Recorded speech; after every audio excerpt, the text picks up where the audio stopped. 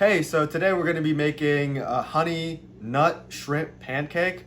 Nut because you can really use any nut that you want. We have almonds today, but you could do it with walnuts, you could do it with peanuts, my personal favorite, but that's going to be your toppings today. It's going to be shrimp and nut. What we have here, if you can see, is we have the honey nut walnut shrimp, which we won't be mixing in. It'll actually be a sauce that you're going to put on top of the pancake. Here we have honey, mayo, lime, and a lot of sugar. Now, the thing about this is some people are gonna like their pancake savory and some people are gonna like it sweet. So what this sauce allows you to do is make both parties happy. If you don't really like sweetness in your breakfasts, you don't have to put the sauce. The pancake itself is going to taste neutral, so it really depends on what you want.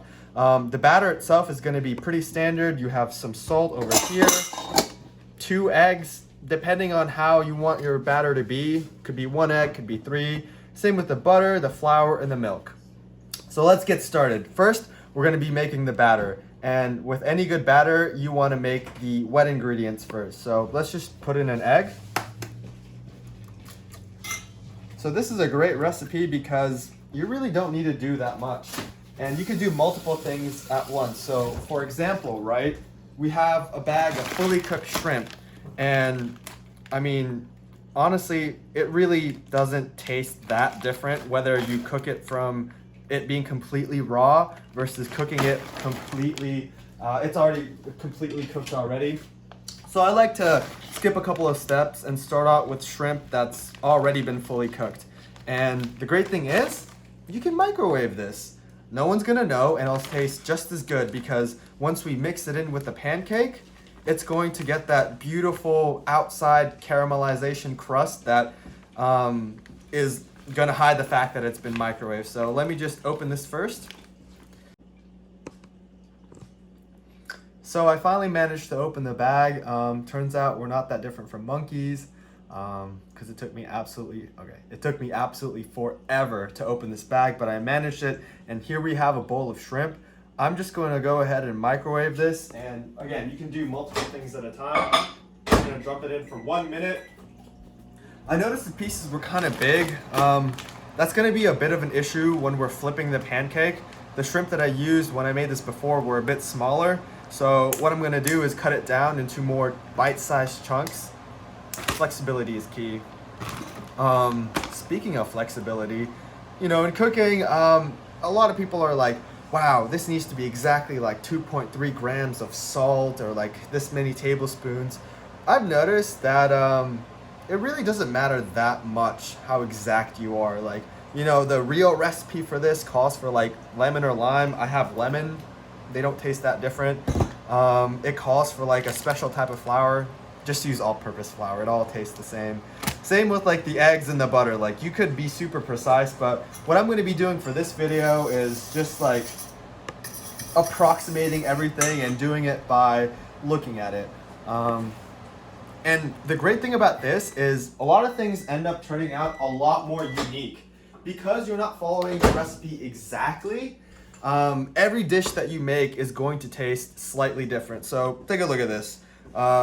It's melted down. There's like a bunch of water in this shrimp. That's not going to be tasting too good. So what I'm going to do is I'm just going to dump this out, right?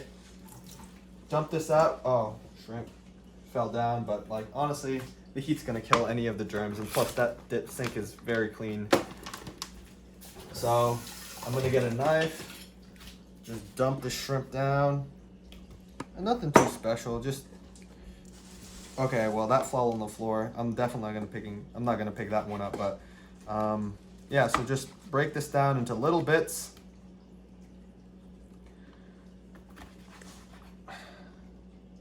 And make your life easier. Try to get the shrimp with the tail already removed. Like, yes, it's probably cheaper if you get raw shrimp that still has its shell and all, but like for the tiny price increase, you could get fully cooked shrimp that you don't need to detail. So, all right, I've got these into the chunks that I want them to be. All right, so I've managed to cut this into little bite-sized pieces, approximately what you want, and I'm gonna put it back into the bowl to use later. Try not to cut the pieces into pieces that are too small, just because you want to taste the shrimp. If you make them so thin, then they're just gonna blend in with the rest of the pancake. So that's done right there, right? The next thing I'm gonna do is create the batter. Batter's pretty simple. Get a couple of eggs, mix it together, a couple of salt, flavor enhancer, right? Get a little bit of butter. This needs to be melted, so I'm gonna dump the shrimp out. Put in about yay amount of butter. Gonna go microwave this.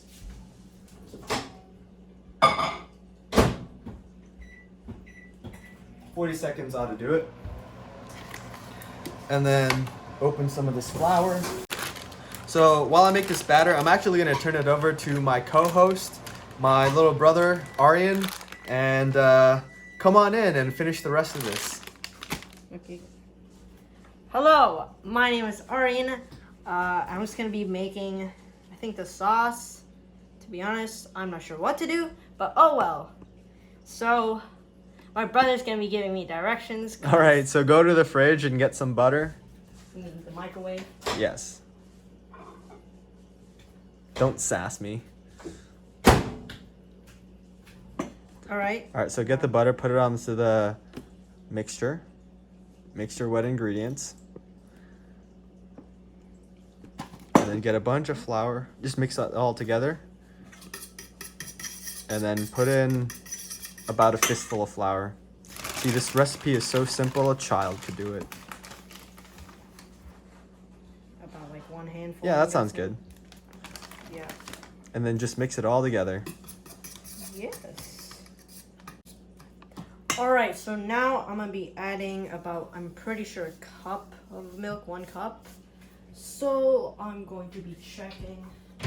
Just gonna get, Again, you don't need to measure it. Just pour the milk in until it looks good. all right. About 1 cup. I'm just too lazy to get one. So That looks good. I think that, yeah. And then just mixy. So here's what the video looks like as is. It's not the consistency we want, so as always, we remain flexible. We're gonna add more flour until we get what we want.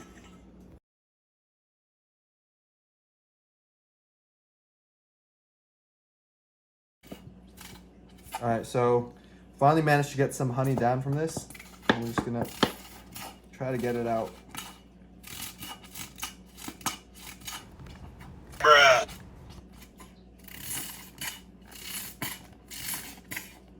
All right, so let's try mixing that together. I'm gonna get a fresh fork because I don't want to mix it with the batter. Let's go ahead and mix that up.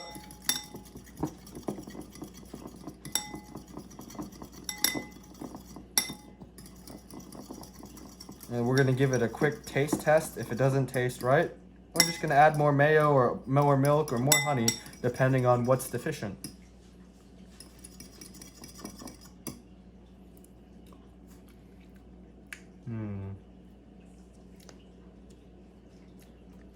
It's a little tangy, so I think it needs more mayo and more honey.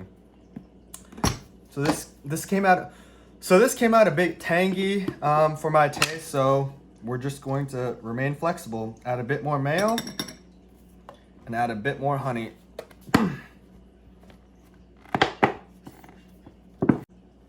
And our honey walnut shrimp sauce is done. So we've got our sauce complete, we've got our batter ready to go. All that's left is to fry it in a pan. So I'm gonna turn it over once again to my co-host.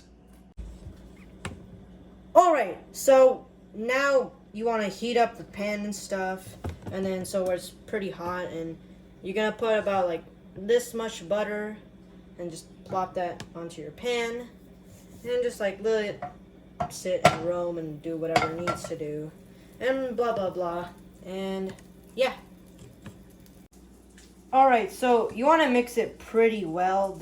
Our batter here, you want to mix it pretty well so that all the stuff gets incorporated and whatnot. And then you're just gonna put it on your pan, like what I'm about to show you now. So So you want to keep it at a medium to medium low so that it gets cooked all evenly.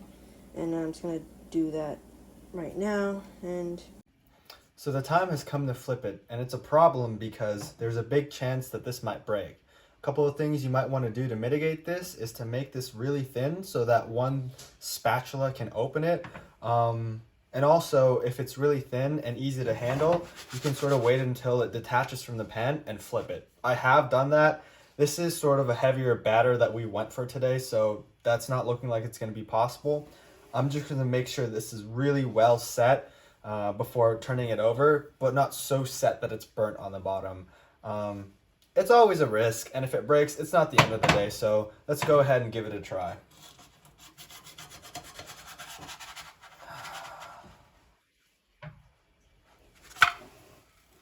Bam. So it looks about done. I just checked underneath it and it's crispy on the bottom, so this is ready to go. I'm just gonna move it over to a plate and get ready for the final presentation. Yeah, so this is what the final product looks like. I'm gonna drizzle a little bit of that sauce. And there you have it.